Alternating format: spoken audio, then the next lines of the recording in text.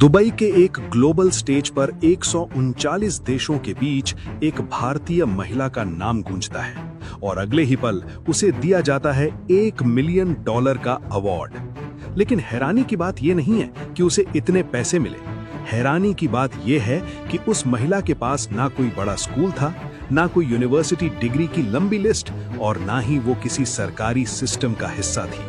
फिर भी उसने ऐसा क्या किया कि 5000 से ज्यादा नॉमिनेशंस में से सिर्फ उसी को चुना गया। उसने ना स्कूल बनाया बल्कि पूरा शहर ही स्कूल बना दिया। आज की कहानी उसी भारतीय महिला की है जिसने ये साबित कर दिया कि अगर सिस्टम काम नहीं करता तो सिस्टम के बाहर जाकर भी इतिहास लिखा जा सकता है। ग्लोबल टीचर प्राइज दुनिया के सबसे प्रतिष्ठित अवार्ड्स में से एक है, जहां हार्वर्ड और ऑक्सफोर्ड जैसे संस्थानों से जुड़े लोग आते हैं। हर साल हजारों टीचर्स और एजुकेटर्स इसमें नॉमिनेट होते हैं और उनमें से सिर्फ एक को मिलता है ये सम्मान। जब इंडिया की इस महिला का नाम अनाउंस हुआ तो वो सिर्फ एक जीत नहीं थी, ये एक आइडिया की जीत थी। एक ऐसा आइडिया जो कहता है कि एजुकेशन 4 दीवारों में नहीं, माइंडसेट में होती है। लेकिन असली सवाल अब भी वही है, आखिर उसने किया क्या था? ये कहानी किसी एसी क्लासरूम से शुरू नहीं होती। ये शुरू होती है उन बस्तियों से जहां बच्चे स्कूल जाने के बजाय या तो कचरा बीनते थे या छोटे मोटे काम में लग जाते थे। यहाँ रूबल नागी ने मिसाल मुंबई की नींव रखी। उन्होंने देखा कि समस्या किताबों की नहीं बल्कि उस बदबूदार माहौल की थी जिसे बच्चों ने अपनी नियति मान लिया था।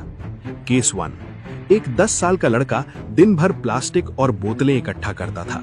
उसे अपनी भाषा तक ठीक से नहीं आती थी। रूबल ने उसे क्लासरूम में नहीं बुलाया बल्कि उसे हाथ में ब्रश पकड़ा दिया। पहले उसे ड्राइंग दी गई, फिर अल्फाबेट्स और 2 साल के अंदर वो बेसिक इंग्लिश पढ़ने लगा। आज वो बच्चा अपनी बस्ती का चेंज एजेंट है। केस 2। एक लड़की जिसकी पढ़ाई 5वीं के बाद घर की गरीबी और रूढ़िवादी सोच की वजह से रुक गई थी। घर वालों ने कहा कि अब पढ़ाई नहीं, घर संभालो। लेकिन रूबल के कम्युनिटी टीचिंग मॉडल ने उसे फिर से किताबों से जोड़ा और आज वही लड़की ओपन स्कूलिंग से 10वीं पास कर चुकी है। ये बदलाव ओवरनाइट नहीं हुआ। सबसे बड़ा बदलाव ये था कि बच्चों के दिमाग से ये डर निकालना कि पढ़ाई उनके लिए नहीं है। पहले वो सोचते थे कि ये हमारे बस की बात नहीं है।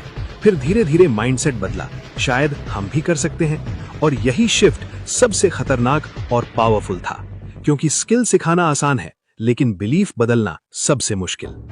अब सवाल आता है, ये सब पॉसिबल कैसे हुआ? आप और भी चौंकेंगे कि इस सब करने के लिए उन्होंने ऐसे मेथड अप्लाई किए कि आप हैरान हो जाएंगे। जब बच्चे स्कूल नहीं आ रहे थे तो उन्होंने एक सीधा और क्रांतिकारी फैसला लिया, स्कूल को बच्चों के पास ले जाओ। उन्होंने किताबें नहीं बदली, उन्होंने एनवायरनमेंट बदल दिया। Step 1, walls as classrooms. झुग्गियों की खाली और बदरंग दीवारें उनकी पहली क्लासरूम बनी। उन्होंने 1.5 लाख से ज्यादा दीवारों को रंग दिया। उन पर अल्फाबेट्स लिखे गए, मैप्स बनाए गए, नंबर्स, शेप्स, एनिमल्स, सब विजुअल्स में। अब बच्चा पढ़ने नहीं बैठता था, वो खेलते खेलते सीख रहा था। Step 2, sanitation and trust. उन्होंने सिर्फ पेंट नहीं किया बल्कि घरों की वाटरप्रूफिंग और साफ सफाई भी करवाई। जब बस्तियां चमकने लगी तो वहां रहने वाले लोगों का माइंडसेट बदल गया। उन्हें लगा कि वो भी सम्मान के हकदार हैं। Step 3, empowering the mothers. Rubal ने देखा कि अगर मां जागरूक नहीं होगी तो बच्चा कभी स्कूल नहीं टिकेगा। उन्होंने औरतों के लिए सिलाई और कंप्यूटर सेंटर खोले।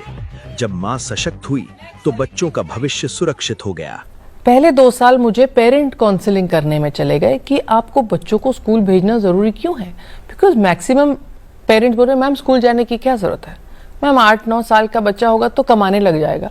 सो 2 साल मैंने उनको बहुत हाथ पैर जोड़ के कन्विंस किया कि आप मुझे बच्चों के 10 साल दीजिए एंड उसके बाद आप देखिए बच्चों को, आप सबको यहाँ से वो बाहर निकाल के एक कंफर्टेबल लाइफ देंगे। तो धीरे धीरे आगे बढ़ने लगे। सिंपल लॉजिक था, अगर बच्चा सिस्टम में फिट नहीं हो रहा तो सिस्टम को बदलो, बच्चा नहीं। और यही अप्रोच उन्हें बाकी सबसे अलग बनाती है। और अब वो नाम जिसने दुनिया को झुका दिया, रूबल नागी। जब उनका नाम उस ग्लोबल स्टेज पर अनाउंस हुआ तो सन्नाटा छा गया। लेकिन असली रोंगटे खड़े कर देने वाला पल तब आया जब उन्होंने $1 मिलियन का वो चेक हाथ में लिया। कोई भी इंसान होता तो अपनी तारीफ करता, लेकिन रूबल ने खुद को क्रेडिट देने के बजाय पूरी दुनिया के सामने नम आंखों से कहा, we won, India won. We won, India won, Bharat won.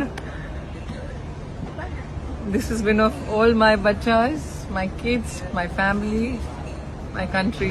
उन्होंने अपनी बरसों की मेहनत को एक पल में अपने देश के चरणों में रख दिया।